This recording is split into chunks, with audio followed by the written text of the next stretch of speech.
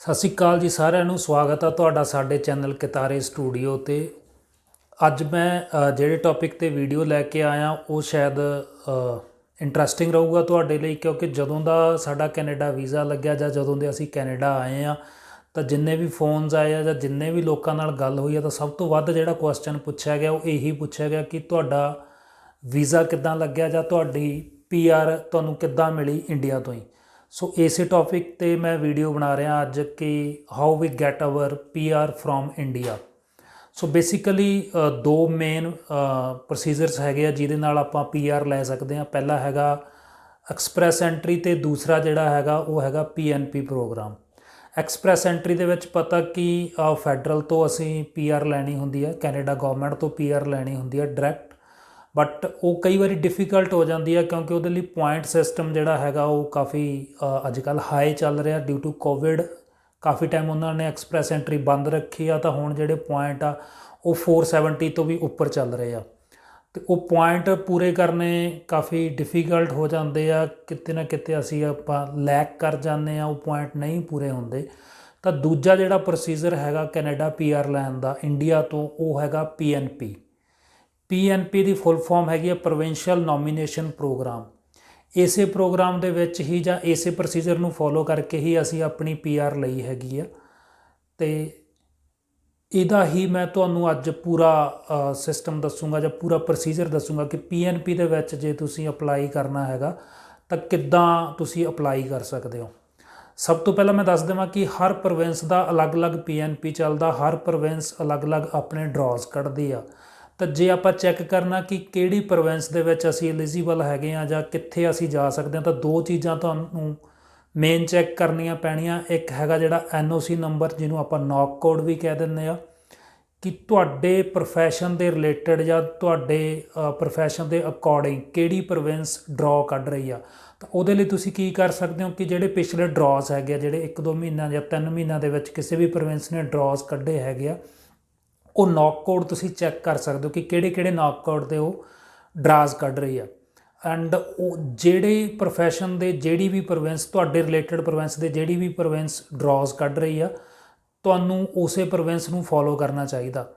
ਜਿਵੇਂ ਮੇਰੇ NOC code ਦੇ ਅਕੋਰਡਿੰਗ ਮੈਂ ਸਸਕੈਚੁਅਨ ਦੇ ਵਿੱਚ ਅਪਲਾਈ ਕੀਤਾ ਸੀ। ਤਾਂ once you identify your NOC code ਕਿ ਤੁਹਾਡਾ ਨੌਕ ਕੋਡ ਕਿਹੜੀ ਪ੍ਰੋਵਿੰਸ ਨੂੰ ਰਿਕੁਆਇਰਡ ਹੈਗਾ ਜਾਂ ਕਿਹੜੀ ਪ੍ਰੋਵਿੰਸ ਕਾਲ ਕਰ ਰਹੀ ਆ ਤੁਹਾਡੇ ਨੌਕ ਕੋਡ ਨੂੰ, ਸੈਕੰਡ ਥਿੰਗ ਜਿਹੜੀ ਤੁਸੀਂ ਚੈੱਕ ਕਰਨੀ ਹੈਗੀ ਆ ਉਹ ਹੈਗੀ ਆ ਤੁਹਾਡੇ ਸਕੋਰ।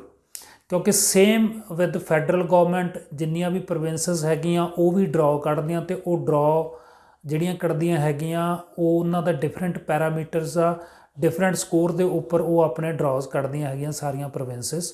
ਸੋ ਸੈਕੰਡ ਚੀਜ਼ ਜਿਹੜੀ ਤੁਸੀਂ ਚੈੱਕ ਕਰਨੀ ਆ ਕਿ ਉਹ ਪ੍ਰੋਵਿੰਸ ਕਿੰਨੇ ਪੁਆਇੰਟਸ ਦੇ ਉੱਪਰ ਅੱਜ ਕੱਲ੍ਹ ਡਰਾਅ ਕੱਢ ਰਹੀ ਆ ਅਤੇ ਤੁਹਾਡੇ ਜਿਹੜੇ ਕਿੰਨਾ ਸਕੋਰ ਹੈਗਾ ਜਾਂ ਤੁਹਾਡੇ ਕਿੰਨੇ ਪੁਆਇੰਟਸ ਹੈਗੇ ਆ, ਰਾਈਟ। ਹੁਣ ਜੇ ਤੁਹਾਨੂੰ ਮੈਂ ਆਪਣੇ ਕੇਸ ਦੇ ਬਾਰੇ ਦੱਸਾਂ ਤਾਂ ਅਸੀਂ ਸਸਕੈਚੁਅਨ ਪ੍ਰੋਵਿੰਸ ਦੇ ਵਿੱਚ ਆਏ ਹੈਗੇ ਹਾਂ ਅਤੇ ਸਸਕੈਚੁਅਨ ਪ੍ਰੋਵਿੰਸ ਨੇ ਹੀ ਸਾਨੂੰ ਨੋਮੀਨੇਸ਼ਨ ਦਿੱਤੀ ਆ। ਇਸ ਪ੍ਰੋਵਿੰਸ ਦਾ ਜਿਹੜਾ ਪ੍ਰੋਗਰਾਮ ਆ ਉਹਨੂੰ SINP ਕਿਹਾ ਜਾਂਦਾ, ਸਸਕੈਚੁਅਨ ਇਮੀਗ੍ਰੇਸ਼ਨ ਨੋਮੀਨੇਸ਼ਨ ਪ੍ਰੋਗਰਾਮ। ਸੋ ਇੱਥੇ ਮੇਰਾ ਨੌਕ ਕੋਡ ਮੈਚ ਕਰਦਾ ਸੀ ਅਤੇ ਦੈਨ ਮੈਂ ਦੇਖਿਆ ਕਿ ਮੇਰੇ ਪੁਆਇੰਟਸ ਕਿੰਨੇ ਬਣਦੇ ਆ। ਤਾਂ ਜਦੋਂ ਮੈਨੂੰ ਲੱਗਿਆ ਕਿ ਮੇਰੇ ਪੁਆਇੰਟਸ ਬਣਦੇ ਹੈਗੇ ਆ ਤਾਂ ਮੈਂ ਇਸ ਪ੍ਰੋਵਿੰਸ ਨੂੰ ਅਪਲਾਈ ਕੀਤਾ ਸੀ। ਤਾਂ ਪੁਆਇੰਟਸ ਤੁਸੀਂ ਕਿੱਦਾਂ ਚੈੱਕ ਕਰ ਸਕਦੇ ਹੋ, ਹਰ ਪ੍ਰੋਵਿੰਸ ਦੀ ਵੈਬਸਾਈਟ 'ਤੇ ਜਾਓ, ਉੱਥੇ ਉਹਨਾਂ ਨੇ ਆਪਣਾ ਐਲੀਜੀਬਿਲਟੀ ਕ੍ਰਾਈਟੇਰੀਆ ਪਾਇਆ ਹੋਇਆ, ਅਲੱਗ-ਅਲੱਗ ਪੈਰਾਮੀਟਰਸ ਹੁੰਦੇ ਆ। ਜੇ ਮੈਂ ਤੁਹਾਨੂੰ ਦੱਸਾਂ ਸਸਕੈਚੁਅਨ ਦੇ ਵਿੱਚ ਕੀ ਕ੍ਰਾਈਟੇਰੀਆ ਸੀਗੇ ਇਹਨਾਂ ਦਾ ਬੇਸਿਕ, ਸਭ ਤੋਂ ਪਹਿਲਾਂ ਕੁਆਲੀਫਿਕੇਸ਼ਨ ਹੁੰਦੀ ਆ, ਫਿਰ ਤੁਹਾਡਾ IELTS ਦਾ ਸਕੋਰ ਹੁੰਦਾ, ਫਿਰ ਤੁਹਾਡੀ ਏਜ ਹੁੰਦੀ ਆ, ਦੈਨ ਤੁਹਾਡਾ ਐਕਸਪੀਰੀਅੰਸ ਹੁੰਦਾ। ਸੋ ਕੁਆਲੀਫਿਕੇਸ਼ਨ ਲਈ ਇਹ ਮੈਕਸੀਮਮ ਜਿਹੜੇ ਪੁਆਇੰਟ ਦਿੰਦੇ ਉਹ 23 ਦਿੰਦੇ ਆ। ਜੇ ਤੁਹਾਡੀ ਮਾਸਟਰ ਡਿਗਰੀ ਆ ਜਾਂ ਤੁਹਾਡੀ PhD ਆ ਤਾਂ ਦੋਵਾਂ ਲਈ ਇਕੁਅਲ ਪੁਆਇੰਟ ਮਿਲਦੇ ਆ, ਦੈਟ ਇਜ਼ 23। ਤਾਂ ਮੇਰੀ ਮਾਸਟਰ ਡਿਗਰੀ ਸੀ, ਮੈਨੂੰ ਆਊਟ ਆਫ 23 ਪੁਆਇੰਟ ਹੀ ਮਿਲੇ। ਜਿਹੜੀ ਸੈਕੰਡ ਚੀਜ਼ ਇਹ ਕੰਸੀਡਰ ਕਰਦੇ ਆ ਉਹ ਕਰਦੇ ਹੈਗੇ ਆ ਐਕਸਪੀਰੀਅੰਸ। ਪਿਛਲੇ 5 ਸਾਲ ਦੇ ਐਕਸਪੀਰੀਅੰਸ ਦੇ ਇਹ ਤੁਹਾਨੂੰ 10 ਪੁਆਇੰਟ ਦਿੰਦੇ ਆ। ਉਹਨਾਂ 5 ਸਾਲ ਤੋਂ ਪਿੱਛੇ ਵੀ ਜੇ 5 ਸਾਲ ਦਾ ਤੁਹਾਡਾ ਐਕਸਪੀਰੀਅੰਸ ਹੈਗਾ ਤਾਂ ਉਹ ਤੁਹਾਨੂੰ 15 ਪੁਆਇੰਟ ਦਿੰਦੇ ਆ। ਸੋ ਐਕਸਪੀਰੀਅੰਸ ਦੇ ਮੈਕਸੀਮਮ 15 ਪੁਆਇੰਟ ਦਿੰਦੇ ਆ, 10 + 5, ਰਾਈਟ। ਤਾਂ ਮੇਰੇ 15 ਦੇ 15 ਪੁਆਇੰਟ ਕੰਪਲੀਟ ਹੁੰਦੇ ਸੀ ਕਿਉਂਕਿ ਮੇਰਾ 10 ਸਾਲ ਦਾ ਐਕਸਪੀਰੀਅੰਸ ਸੀਗਾ ਸੇਮ ਫੀਲਡ ਦੇ ਵਿੱਚ। ਲੇਟੈਸਟ 5 ਈਅਰ ਦਾ ਵੀ ਉਹੀ ਐਕਸਪੀਰੀਅੰਸ ਸੀ ਅਤੇ ਉਹ ਤੋਂ ਪੁਰਾਣੇ ਜਿਹੜੇ 5 ਈਅਰ ਸੀ ਉਹਨਾਂ ਦਾ ਵੀ ਸੇਮ ਐਕਸਪੀਰੀਅੰਸ ਦਾ ਸੀਗਾ। ਸੋ ਥਰਡ ਜਿਹੜਾ ਇਹਨਾਂ ਦਾ ਕ੍ਰਾਈਟੇਰੀਆ ਹੈਗਾ ਉਹ ਹੈਗਾ ਆਈਲਸ। ਆਈਲਸ ਦੇ ਵਿੱਚ ਇਹ ਮੈਕਸੀਮਮ ਜਿਹੜੇ ਪੁਆਇੰਟ ਦਿੰਦੇ ਆ ਉਹ CLB 8 ਨੂੰ ਦਿੰਦੇ ਆ। CLB 8 ਮੀਨਸ ਕਈਆਂ ਨੂੰ CLB ਦਾ ਨਹੀਂ ਪਤਾ ਹੁੰਦਾ। ਬੇਸਿਕਲੀ ਆਪਣੇ ਉੱਥੇ ਇੰਡੀਆ ਦੇ ਵਿੱਚ ਬੈਂਡ ਆਪਾਂ ਕੰਸੀਡਰ ਕਰਦੇ ਹਾਂ। ਸੋ ਬੈਂਡਸ ਦੇ ਵਿੱਚ ਜੇ ਮੈਂ ਗੱਲ ਕਰਾਂ, ਜੇ ਤੁਹਾਡੇ ਲਿਸਨਿੰਗ ਦੇ ਵਿੱਚੋਂ 7.5 ਬੈਂਡਸ ਆ ਅਤੇ ਬਾਕੀ ਤਿੰਨਾਂ ਦੇ ਵਿੱਚੋਂ 6.5 ਬੈਂਡ ਈਚ ਹੈਗੇ ਆ ਤਾਂ ਤੁਹਾਡਾ CLB 8 ਬਣ ਜਾਂਦਾ, ਰਾਈਟ। ਸੋ ਮੇਰੇ ਬੈਂਡ ਇਸ ਤੋਂ ਵੱਧ ਸੀ, ਬਟ ਮੇਰੀ ਜਿਹੜਾ ਪੁਆਇੰਟ ਕੰਸੀਡਰ ਹੋਇਆ ਉਹ CLB 8 ਹੀ ਕੰਸੀਡਰ ਹੋਇਆ। ਫੋਰਥ ਚੀਜ਼ ਜਿਹੜੀ ਇਹ ਕੰਸੀਡਰ ਕਰਦੇ ਹੈਗੇ ਦੈਟ ਇਜ਼ ਏਜ। ਜਿੱਦਾਂ ਫੈਡਰਲ ਦੇ ਵਿੱਚ ਮੈਕਸੀਮਮ 30 ਈਅਰਸ 'ਤੇ ਪੁਆਇੰਟ ਮਿਲਦੇ ਆ, ਤਾਂ ਪ੍ਰੋਵਿੰਸ਼ੀਅਲ ਨੋਮੀਨੇਸ਼ਨ ਪ੍ਰੋਗਰਾਮ ਦੇ ਵਿੱਚ ਸਸਕੈਚੁਆਨ ਦੇ ਵਿੱਚ, ਮੇ ਬੀ ਇਹ ਦੂਸਰੀਆਂ ਪ੍ਰੋਵਿੰਸਿਸ ਦਾ ਡਿਫਰੈਂਟ ਹੋਵੇ, ਸਸਕੈਚੁਆਨ ਦੇ ਵਿੱਚ 35 ਈਅਰਸ ਤੱਕ ਮੈਕਸੀਮਮ ਪੁਆਇੰਟ ਮਿਲਦੇ ਆ। 22 ਤੋਂ 35 ਈਅਰ ਤੱਕ ਤੁਹਾਨੂੰ ਮੈਕਸੀਮਮ ਪੁਆਇੰਟ ਮਿਲਣੇ ਹੈਗੇ ਆ, ਜਿਹੜੇ ਕਿ 12 ਪੁਆਇੰਟ ਆ। ਤਾਂ ਮੇਰੀ ਏਜ ਜਦੋਂ ਮੈਂ ਅਪਲਾਈ ਕੀਤਾ ਸੀ 35 ਤੋਂ ਅੰਡਰ ਸੀ, ਅਜੇ ਵੀ 35 ਤੋਂ ਅੰਡਰ ਹੀ ਆ। ਦੈਨ ਆਈ ਗੋਟ ਦੀ ਫੁੱਲ ਪੁਆਇੰਟਸ, ਰਾਈਟ। ਤਾਂ ਇਹ ਸਾਰੇ ਜਿਹੜੇ ਮੇਰੇ ਪੁਆਇੰਟ ਕੈਲਕੂਲੇਟ ਕਰਕੇ ਬਣਦੇ ਸੀ ਉਹ 70 ਬਣਦੇ ਸੀ। ਜੇ ਮੈਂ ਇਹਨਾਂ ਦੇ ਕ੍ਰਾਈਟੇਰੀਆ ਦੀ ਗੱਲ ਕਰਾਂ ਤਾਂ ਇਹਨਾਂ ਦੇ ਟੋਟਲ 110 ਪੁਆਇੰਟ ਹੁੰਦੇ ਆ। ਫਸਟ ਕ੍ਰਾਈਟੇਰੀਆ 'ਚ 80 ਪੁਆਇੰਟ ਹੁੰਦੇ ਆ ਅਤੇ ਸੈਕਿੰਡ ਦੇ ਵਿੱਚ ਇਹਨਾਂ ਦੇ 30 ਪੁਆਇੰਟ ਹੁੰਦੇ ਆ। ਫਸਟ ਕ੍ਰਾਈਟੇਰੀਆ ਦੇ ਵਿੱਚ ਜਿਹੜੇ 10 ਪੁਆਇੰਟ ਰਹਿ ਜਾਂਦੇ ਆ ਉਹ ਤੁਸੀਂ ਐਡ ਕਰ ਸਕਦੇ ਹੋ ਜੇ ਤੁਸੀਂ ਫਰੈਂਚ ਕਰ ਲੈਂਦੇ ਹੋ। ਫਰੈਂਚ ਦੇ ਵਿੱਚੋਂ ਜੇ ਤੁਸੀਂ CLB 8 ਲੈ ਲੈਂਦੇ ਹੋ ਤਾਂ ਤੁਹਾਡੇ 80 ਪੁਆਇੰਟਸ ਬਣ ਜਾਂਦੇ ਆ। ਬਿਨਾਂ ਫਰੈਂਚ ਤੋਂ ਮੈਕਸੀਮਮ ਆਪਾਂ 70 ਪੁਆਇੰਟਸ ਹੀ ਲੈ ਸਕਦੇ ਹਾਂ ਅਤੇ ਮੈਂ 70 ਪੁਆਇੰਟਸ ਹੀ ਇਹਦੇ ਦੇ ਵਿੱਚ ਕੰਪਲੀਟ ਕਰ ਲਏ ਸੀਗੇ। IELTS, age, then education, then experience, ਇਹ ਮੇਨ ਚੀਜ਼ਾਂ ਜਿਹੜੀਆਂ ਇਹ ਕੰਸੀਡਰ ਕਰਦੇ ਆ। ਬਾਕੀ ਹੋ ਸਕਦਾ ਮੈਂ ਇੱਕ ਅੱਧੀ ਚੀਜ਼ ਮਿਸ ਵੀ ਕਰ ਜਾਵਾਂ, ਉਹ ਤੁਸੀਂ SINP ਦੀ ਵੈਬਸਾਈਟ 'ਤੇ ਜਾਓ, ਉੱਥੇ ਉਹਨਾਂ ਨੇ ਪ੍ਰੋਪਰ ਕੈਲਕੂਲੇਟ ਕੀਤਾ ਹੋਇਆ, ਕੈਲਕੂਲੇਟਰ ਦਿੱਤਾ ਹੋਇਆ। ਤੁਸੀਂ ਆਪਣੀ ਸਟੱਡੀ ਪਾਓ, ਏਜ ਪਾਓ, ਆਪਣਾ ਐਕਸਪੀਰੀਅੰਸ ਪਾਓ, ਤਾਂ ਉਹ ਸਾਰੀਆਂ ਚੀਜ਼ਾਂ ਪਾ ਕੇ ਆਪਣੇ ਜਿਹੜੇ ਪੁਆਇੰਟਸ ਹੈਗੇ ਤੁਸੀਂ ਉਹ ਚੈੱਕ ਕਰ ਸਕਦੇ ਹੋ। ਜੇ ਤੁਸੀਂ ਨੌਕ ਕੋਡ ਚੈੱਕ ਕਰਨਾ ਤਾਂ ਸਸਕੈਚੁਆਨ ਲਗਭਗ ਹਰ 15 ਦਿਨਾਂ ਬਾਅਦ ਡਰਾ ਕੱਢਦੀ ਆ। ਉਹ ਡਰਾਜ਼ ਦੇ ਵਿੱਚ ਤੁਸੀਂ ਚੈੱਕ ਕਰ ਸਕਦੇ ਹੋ ਕਿ ਕਿਹੜੇ ਆਪਣਾ ਜਿਹੜੇ ਨੌਕ ਕੋਡ ਹੈਗੇ ਉਹ ਕੱਢ ਰਹੇ ਆ। ਪਿਛਲੇ 3 ਜਾਂ 4 ਤੁਸੀਂ ਡਰਾਜ਼ ਨੂੰ ਚੈੱਕ ਕਰੋ, ਉਹਦੇ 'ਚ ਜਿਹੜਾ ਨੌਕ ਕੋਡ ਕੰਟੀਨਿਊ ਆ ਰਿਹਾ ਤੁਸੀਂ ਉਸ ਨੌਕ ਕੋਡ ਦੇ ਵਿੱਚ ਹੀ ਅਪਲਾਈ ਕਰੋ, ਤਾਂ ਕਿ ਤੁਹਾਡੇ ਚਾਂਸ ਬਣ ਕਿ ਤੁਹਾਡਾ ਨੌਕ ਕੋਡ ਉਹ ਚੱਕ ਲੈਣ। ਤਾਂ ਕਈ ਵਾਰੀ ਕੀ ਹੁੰਦਾ ਕਿ ਤੁਹਾਡੇ ਪੁਆਇੰਟਸ ਪੂਰੇ ਹੋ ਰਹੇ ਆ ਬਟ ਤੁਸੀਂ ਡਰਾ ਦੇ ਵਿੱਚ ਨਹੀਂ ਆਉਂਦੇ। ਕਿਉਂ ਨਹੀਂ ਆਉਂਦੇ? ਕਿਉਂਕਿ ਉਹ ਤੁਹਾਡਾ ਨੌਕ ਕੋਡ ਜਿਹੜਾ ਹੈਗਾ ਤੁਹਾਡਾ ਜਾਂ ਤੁਹਾਡਾ ਜਿਹੜਾ NOC ਨੰਬਰ ਹੈਗਾ ਉਹ ਉੱਥੇ ਰਿਕੁਆਇਰਡ ਹੀ ਨਹੀਂ ਹੁੰਦਾ। ਸੋ ਬੇਸਿਕਲੀ ਇਹ ਦੋ ਗੱਲਾਂ ਆਪਾਂ ਨੂੰ ਧਿਆਨ 'ਚ ਰੱਖਣੀਆਂ ਹੁੰਦੀਆਂ ਜਦੋਂ ਆਪਾਂ ਫਾਈਲ ਸਬਮਿਟ ਕਰਦੇ ਹਾਂ। ਅਗਲਾ ਹੁਣ ਜਿਹੜਾ ਪ੍ਰੋਸੀਜਰ ਹੈਗਾ ਉਹ ਮੈਂ ਤੁਹਾਨੂੰ ਦੱਸੂਗਾ ਕਿ ਫਾਈਲ ਕਿੱਦਾਂ ਸਬਮਿਟ ਹੁੰਦੀ ਆ। ਸਟਾਰਟਿੰਗ ਦੇ ਵਿੱਚ ਆਪਾਂ ਨੂੰ ਕੋਈ ਵੀ ਡਾਕੂਮੈਂਟ ਨਹੀਂ ਰਿਕੁਆਇਰਡ ਹੁੰਦਾ। ਜੇ ਤੁਹਾਨੂੰ ਲੱਗਦਾ ਕਿ ਤੁਸੀਂ ਕ੍ਰਾਈਟੇਰੀਆ ਉਹਨਾਂ ਦਾ ਪੂਰਾ ਕਰ ਰਹੇ ਹੋ ਤਾਂ ਤੁਸੀਂ ਆਪਣੀ ਫਾਈਲ ਅਪਲਾਈ ਕਰ ਸਕਦੇ ਹੋ। ਤੁਸੀਂ ਜਸਟ ਉਹਨਾਂ ਦੇ ਪੋਰਟਲ 'ਤੇ ਜਾਣਾ, ਆਪਣੀ ਸਾਰੀ ਇਨਫੋਰਮੇਸ਼ਨ ਫਿਲ ਕਰਨੀ ਆ, ਕਿਹੜਾ ਤੁਹਾਡਾ ਨੌਕ ਕੋਡ ਹੈਗਾ ਅਤੇ ਬਾਕੀ ਸਾਰੇ ਕ੍ਰਾਈਟੇਰੀਆ ਦੇ ਵਿੱਚ ਕਿੱਥੇ ਕਿੱਥੇ ਤੁਸੀਂ ਸਟੈਂਡ ਕਰਦੇ ਹੋ। ਈਚ ਐਂਡ ਐਵਰੀ ਇਨਫੋਰਮੇਸ਼ਨ ਤੁਹਾਡੀ ਉੱਥੇ ਫਿਲ ਹੋ ਜੂਗੀ। But at this point you don't required any document, right. So without any document ਤੁਸੀਂ ਫਾਈਲ ਨੂੰ ਸਬਮਿਟ ਕਰ ਸਕਦੇ ਹੋ। ਫੋਰ ਐਗਜ਼ਾਮਪਲ ਜੇ ਤੁਹਾਨੂੰ ਲੱਗਦਾ ਕਿ ਮੈਂ ਆਈਲਸ ਦੇ ਵਿੱਚੋਂ CLB 8 ਲੈ ਸਕਦਾ ਈਜ਼ੀਲੀ, ਤਾਂ ਤੁਸੀਂ ਬਿਨਾਂ ਆਈਲਸ ਕੀਤੇ ਹੀ ਇਹਨੂੰ ਅਪਲਾਈ ਕਰ ਸਕਦੇ ਹੋ ਤਾਂ ਕਿ ਤੁਹਾਡੀ ITA ਐਜ਼ ਸੂਨ ਐਜ਼ ਪੋਸੀਬਲ ਆ ਜੇ। ਬਟ ਇੱਕ ਚੀਜ਼ ਆਪਾਂ ਮਾਈਂਡ ਦੇ ਵਿੱਚ ਰੱਖਣੀ ਹੈਗੀ ਆ ਕਿ ਜਦੋਂ ਸਾਡੀ ITA ਆ ਗਈ ਦੈਨ ਸਾਡੇ ਕੋਲ 60 ਡੇਜ਼ ਹੋਣਗੇ, ਸਾਡੇ ਕੋਲ 2 ਮੰਥਸ ਹੋਣਗੇ ਸਾਰੇ ਡਾਕੂਮੈਂਟ ਨੂੰ ਕੰਪਲੀਟ ਕਰਕੇ ਸਬਮਿਟ ਕਰਨ ਦੇ ਵਿੱਚ। ਜੇ ਆਪਾਂ ਉਹ 60 ਡੇਜ਼ ਦੇ ਵਿੱਚ ਨਹੀਂ ਸਬਮਿਟ ਕਰ ਪਾਉਂਦੇ ਦੈਨ ਉਹ ਫਾਈਲ ਆ ਜਿਹੜੀ ਉਹ ਫਿਰ ਉਹ ਕੰਸੀਡਰ ਨਹੀਂ ਹੋਣੀ। ਤਾਂ ਇਹ ਚੀਜ਼ ਤੁਸੀਂ ਪਹਿਲਾਂ ਧਿਆਨ ਦੇ ਵਿੱਚ ਰੱਖਣੀ ਹੈ ਕਿ 2 ਮਹੀਨਿਆਂ ਦੇ ਵਿੱਚ ਫਿਰ ਅਸੀਂ ਆਪਣੇ ਡਾਕੂਮੈਂਟ ਪੂਰੇ ਕਰਨੇ ਆ। ਸੋ ਮੈਂ ਆਪਣੀ ਜਿਹੜੀ ਐਜੂਕੇਸ਼ਨ ਦੀ ਇਵੈਲੂਏਸ਼ਨ ਸੀ ਉਹ ਪਹਿਲਾਂ ਅਪਲਾਈ ਕਰਤੀ ਸੀ ਕਿਉਂਕਿ ਮੈਨੂੰ ਪਤਾ ਸੀ ਉਹ 'ਤੇ ਅਪਰੋਕਸੀਮੇਟਲੀ 5 ਮਹੀਨੇ ਲੱਗ ਜਾਂਦੇ ਆ। ਜਦੋਂ ਮੈਨੂੰ ਲੱਗਿਆ ਕਿ ਮੇਰੀ ਇਵੈਲੂਏਸ਼ਨ ਆਉਣ ਵਾਲੀ ਆ then I apply for this file and apply ਕਰਨ ਤੋਂ ਵਿਦਨ 2 ਮੰਥਸ ਜਿਹੜੀ ਮੇਰੀ ITA ਆ ਗਈ ਸੀ, ਜਿਹਨੂੰ ਆਪਾਂ ਇਨਵੀਟੇਸ਼ਨ ਕਹਿ ਦਿੰਦੇ ਆ ਅਪਲਾਈ ਕਰਨ ਲਈ, ਉਹਨੂੰ ITA ਬੋਲਦੇ ਆ ਜੇ ਆਪਾਂ ਸ਼ਾਰਟ ਦੇ ਵਿੱਚ ਬੋਲਣਾ ਹੋਵੇ। ਸੋ ਆਫਟਰ ਗੈਟਿੰਗ ITA ਜਦੋਂ ਮੇਰਾ ਡਰਾ ਨਿਕਲ ਗਿਆ 70 ਪੁਆਇੰਟਸ ਦੇ ਵਿੱਚ, ਤਾਂ ਮੇਰੇ ਕੋਲ 2 ਮੰਥਸ ਸੀਗੇ ਜਿਹੜੇ ਮੇਰੇ ਸਾਰੇ ਡਾਕੂਮੈਂਟ ਮੈਂ ਸਬਮਿਟ ਕਰਨੇ ਆ। ਡਾਕੂਮੈਂਟ ਹੁਣ ਕਿਹੜੇ ਸਬਮਿਟ ਕਰਨੇ ਸੀ? ਜਿਹੜੀ ਮੈਂ ਆਪਣੀ ਸਟੱਡੀ ਦੀ ਵੈਲੂਏਸ਼ਨ ਕਰਵਾਈ ਸੀ ਉਹ ਸਬਮਿਟ ਕਰਨੀ ਆ। ਮੇਰਾ ਆਈਲਸ ਦਾ ਸਕੋਰ ਹੋ ਗਿਆ। ਦੈਨ ਮੇਰੇ ਐਕਸਪੀਰੀਅੰਸ ਰਿਲੇਟਡ ਜਿੰਨੇ ਡਾਕੂਮੈਂਟਸ ਸੀਗੇ, ਏਜ ਦਾ ਜਿਹੜਾ ਹੈਗਾ ਉਹ ਉਹਨਾਂ ਨੇ ਆਪਣਾ ਪਾਸਪੋਰਟਸ ਤੋਂ ਜਾਂ ਤੁਹਾਡੇ ਐਜੂਕੇਸ਼ਨ ਦੇ ਡਾਕੂਮੈਂਟਸ ਤੋਂ ਦੇਖ ਲੈਣਾ।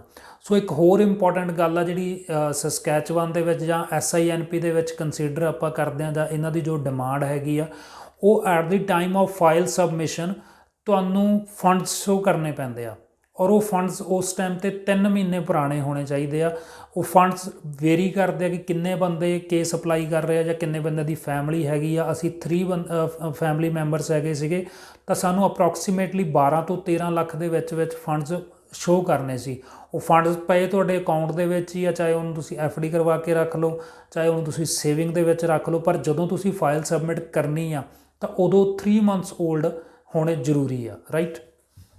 ਸੋ ਇੱਕ ਚੀਜ਼ ਹੋਰ ਜਿਹੜੀ ਇੰਪੋਰਟੈਂਟ ਮੈਂ ਤੁਹਾਨੂੰ ਦੱਸਣਾ ਚਾਹੂੰਗਾ, ਜੇ ਮੇਰੇ 70 ਪੁਆਇੰਟਸ ਸੀਗੇ, ਜ਼ਰੂਰੀ ਨਹੀਂ ਕਿ ਜਿਹਦੇ 70 ਜਾਂ 68 ਪੁਆਇੰਟਸ ਹੈ ਉਹਦਾ ਹੀ ਡਰਾ ਨਿਕਲਦਾ। ਮੈਂ ਪਿਛਲੇ 2 ਸਾਲ ਤੋਂ ਜਾਂ 3 ਸਾਲ ਤੋਂ ਸਸਕੈਚਵਾਨ ਦੇ ਡਰਾ ਦੇਖ ਰਿਹਾ, ਤਾਂ ਮੈਂ ਇੱਕ ਚੀਜ਼ ਨੂੰ ਰਿਅਲਾਈਜ਼ ਕੀਤਾ ਕਿ ਸਾਲ ਦੇ ਵਿੱਚ ਘੱਟੋ ਘੱਟ 1 ਜਾਂ 2 ਵਾਰੀ ਇਹਨਾਂ ਦੇ ਪੁਆਇੰਟਸ ਕਾਫੀ ਡਾਊਨ ਆਉਂਦੇ ਆ, ਰਾਈਟ। ਲਾਈਕ 62 ਪੁਆਇੰਟਸ 'ਤੇ ਵੀ ਡਰਾ ਨਿਕਲਦੇ ਆ। ਸੋ ਜਿਨ੍ਹਾਂ ਦੇ ਪੁਆਇੰਟ ਘੱਟ ਬਣ ਰਹੇ ਆ, ਜੇ ਤੁਸੀਂ ਵੇਟ ਕਰ ਸਕਦੇ ਹੋ, ਜੇ ਤੁਹਾਡੇ 'ਚ ਪੇਸ਼ੈਂਸ ਹੈਗੀ ਆ, ਤਾਂ ਇੱਕ ਵਾਰੀ ਇਹਨੂੰ ਅਪਲਾਈ ਕਰਕੇ ਰੱਖ ਦਿਓ। ਵਨਸ ਇਨ ਏ ਈਅਰ ਇਹ 62 ਪੁਆਇੰਟ ਤੱਕ ਆਉਂਦੇ ਹੀ ਆ। ਮੈਂ ਸ਼ੋਰ ਨਹੀਂ ਕਹਿ ਸਕਦਾ, ਬਟ ਜੋ ਇਹਨਾਂ ਦਾ ਪਿਛਲੇ 3 ਈਅਰਸ ਦਾ ਰਿਕਾਰਡ ਮੈਂ ਚੈੱਕ ਕੀਤਾ, ਉਹ ਇਹ ਹੈਗਾ ਕਿ 62 ਪੁਆਇੰਟ 'ਤੇ ਇੱਕ ਵਾਰੀ ਆਉਂਦੇ। ਜੇ ਤੁਹਾਡੇ 64 ਹੈਗੇ ਜਾਂ 66 ਹੈਗੇ ਆ, ਤਾਂ ਦੇਅਰ ਇਜ਼ ਏ ਪੋਸੀਬਿਲਿਟੀ ਕਿ ਤੁਹਾਡੀ ਫਾਈਲ ਵੀ ਚੱਕੀ ਜਾ ਸਕਦੀ ਆ, ਬਟ ਉਹਦੇ 'ਚ ਇਹ ਹੈਗਾ ਕਿ ਥੋੜ੍ਹਾ ਜਿਹਾ ਟਾਈਮ ਜ਼ਿਆਦਾ ਲੱਗ ਸਕਦਾ। ਦੂਸਰੀ ਚੀਜ਼ ਇਹਦੇ 'ਚ ਇਹ ਐਡਵਾਈਜ਼ੇਬਲ ਰਹਿੰਦੀ ਆ ਕਿ ਜਿੰਨੇ ਜ਼ਿਆਦਾ ਸੋਲਿਡ ਤੁਹਾਡੇ ਡਾਕੂਮੈਂਟ ਹੋਣਗੇ, ਓਨੀ ਜ਼ਿਆਦਾ ਫਾਈਲ ਜਲਦੀ ਚੱਕੇ ਜਾਣ ਦੇ ਚਾਂਸਸ ਹੁੰਦੇ ਆ। ਜੇ ਉਹਨਾਂ ਨੂੰ ਲੱਗਦਾ ਤੁਹਾਡੇ ਡਾਕੂਮੈਂਟ ਜੈਨੂਅਨ ਹੈਗੇ ਆ, ਦੈਨ ਰੀਅਲੀ ਉਹ ਇਸ ਚੀਜ਼ ਨੂੰ ਕੰਸੀਡਰ ਕਰਦੇ ਆ ਅਤੇ ਤੁਹਾਨੂੰ ਫਾਈਲ ਜ਼ਿਆਦਾ ਜਲਦੀ ਚੱਕ ਦਿੰਦੇ ਆ। ਸੋ ਪਹਿਲਾ ਪੁਆਇੰਟ ਸੀਗਾ ਕਿ ਤੁਸੀਂ ਅਪਲਾਈ ਕਰਨਾ। ਦੂਜਾ ਪੁਆਇੰਟ ਤੁਹਾਡਾ ਡਰਾ ਨਿਕਲਿਆ। ਡਰਾ ਨਿਕਲ ਤੋਂ ਬਾਅਦ ਤੁਹਾਡੇ ਕੋਲ 2 ਮੰਥ ਦਾ ਟਾਈਮ ਹੈਗਾ ਆਪਣੇ ਡਾਕੂਮੈਂਟ ਸਬਮਿਟ ਕਰਨ ਦਾ। ਵਨਸ ਤੁਹਾਡੇ ਡਾਕੂਮੈਂਟ ਸਬਮਿਟ ਹੋ ਗਏ, ਦੈਨ ਇਹ ਪ੍ਰੋਵਿੰਸ ਘੱਟੋ ਘੱਟ 6 ਮੰਥ ਦਾ ਜਿਹੜਾ ਟਾਈਮ ਲੈਂਦੀ ਆ ਤੁਹਾਨੂੰ ਨੋਮੀਨੇਸ਼ਨ ਦੇਣ ਦਾ। ਕਈ ਕੇਸਿਸ ਦੇ ਵਿੱਚ 6 ਮੰਥ ਬਾਅਦ ਤੁਹਾਨੂੰ ਨੋਮੀਨੇਸ਼ਨ ਦੇ ਦਿੰਦੇ ਆ, ਕਿਉਂਕਿ ਤੁਸੀਂ ਡਰਾ ਨਿਕਲਿਆ ਹੋਇਆ ਅਤੇ ਤੁਹਾਡੇ ਡਾਕੂਮੈਂਟ ਸਾਰੇ ਸਹੀ ਹੈਗੇ ਆ। ਜੇ ਤੁਹਾਡੇ ਡਾਕੂਮੈਂਟ ਸਾਰੇ ਸਹੀ ਹੋਏ, ਓਬਵੀਅਸਲੀ ਫੇਰ ਹੀ ਇਹਨਾਂ ਨੇ ਦੇਣਾ। ਸੈਕਿੰਡ ਕੇਸ ਦੇ ਵਿੱਚ ਕਈ ਵਾਰੀ ਇਹ ਡਿਮਾਂਡ ਕਰ ਲੈਂਦੇ ਆ ਕੁਛ ਹੋਰ ਡਾਕੂਮੈਂਟਸ ਜਿਹਨਾਂ ਨੂੰ ਰਿਕੁਆਇਰਡ ਹੈਗੇ ਆ। ਮੇਰੇ ਕੇਸ ਦੇ ਵਿੱਚ ਮੈਂ 5 ITRs ਲਗਵਾ ਦਿੱਤੀਆਂ ਸੀਗੀਆਂ, ਬਟ ਇਹਨਾਂ ਨੇ ਫਿਰ ਪਿਛਲੇ 5 ਸਾਲ ਦੀਆਂ ITRs ਮੇਰੇ ਤੋਂ ਹੋਰ ਮੰਗ ਲਈਆਂ ਸੀਗੀਆਂ, ਕਿਉਂਕਿ ਜਿੱਦਾਂ ਮੈਂ ਤੁਹਾਨੂੰ ਦੱਸਿਆ ਕਿ ਲੇਟੈਸਟ 5 ਈਅਰ ਦਾ ਐਕਸਪੀਰੀਅੰਸ ਇਹ 10 ਪੁਆਇੰਟਸ ਦਿੰਦੇ ਆ, ਅਤੇ ਉਹ ਤੋਂ ਪਿਛਲੇ 5 ਸਾਲ ਦੇ ਵੀ ਇਹਨਾਂ ਨੇ 5 ਪੁਆਇੰਟ ਜਿਹੜੇ ਮੈਨੂੰ ਦਿੱਤੇ ਸੀ, ਉਹਨੂੰ ਵੈਰੀਫਾਈ ਕਰਨ ਦੇ ਲਈ ਫਿਰ ਇਹਨਾਂ ਨੇ ਮੇਰੇ ਤੋਂ 5 ਸਾਲ ਤੋਂ ਪਿੱਛੇ ਦੀਆਂ ਜਿਹੜੀਆਂ ITRs ਸੀਗੀਆਂ, ਲਾਈਕ ਜੇ ਮੈਂ 2021 ਦੇ ਵਿੱਚ ਅਪਲਾਈ ਕੀਤਾ ਸੀ, ਤਾਂ ਮੈਂ 2016 ਔਨਵਰਡਸ ITR ਇਹਨਾਂ ਨੂੰ ਦਿੱਤੀਆਂ ਸੀ, ਤਾਂ ਇਹਨਾਂ ਨੇ ਮੇਰੇ ਤੋਂ 2012 ਔਨਵਰਡਸ ਦੀਆਂ ITR ਵੀ ਮੰਗ ਲਈਆਂ ਸੀਗੀਆਂ। ਜਦੋਂ ਮੈਂ ਇਹਨਾਂ ਨੂੰ ਉਹ ITR ਸਬਮਿਟ ਕੀਤੀਆਂ, ਉਹਦੇ ਸ਼ਾਇਦ 15 ਜਾਂ 20 ਦਿਨ ਦਿੰਦੇ ਆ ਉਹ ਡਾਕੂਮੈਂਟ ਸਬਮਿਟ ਕਰਨ ਦੇ, ਤਾਂ ਉਹ 15 ਤੋਂ 20 ਦਿਨਾਂ ਦੇ ਵਿੱਚ ਫਿਰ ਇਹਨਾਂ ਨੇ ਮੈਨੂੰ ਨੋਮੀਨੇਸ਼ਨ ਲੈਟਰ ਦੇ ਦਿੱਤਾ ਸੀ। ਵਨਸ ਤੁਹਾਨੂੰ ਕਿਸੇ ਵੀ ਪ੍ਰੋਵਿੰਸ ਤੋਂ ਨੋਮੀਨੇਸ਼ਨ ਲੈਟਰ ਮਿਲ ਜਾਂਦਾ, ਤਾਂ ਦੈਨ ਫਿਰ ਤੁਹਾਨੂੰ ਜਾਣਾ ਪੈਂਦਾ ਐਕਸਪ੍ਰੈਸ ਐਂਟਰੀ ਦੇ ਵਿੱਚ। ਉਹਦੇ 'ਚ ਤੁਸੀਂ ਪ੍ਰੋਫਾਈਲ ਪਹਿਲਾਂ ਹੀ ਕ੍ਰੀਏਟ ਕਰਕੇ ਰੱਖ ਸਕਦੇ ਹੋ। ਹੁਣ ਜਦੋਂ ਤੁਸੀਂ ਐਕਸਪ੍ਰੈਸ ਐਂਟਰੀ ਦੇ ਵਿੱਚ ਅਪਲਾਈ ਕਰੋਗੇ, ਤਾਂ ਤੁਹਾਨੂੰ 600 ਪੁਆਇੰਟ ਐਕਸਟਰਾ ਮਿਲ ਜਾਣੇ ਆ, ਰਾਈਟ।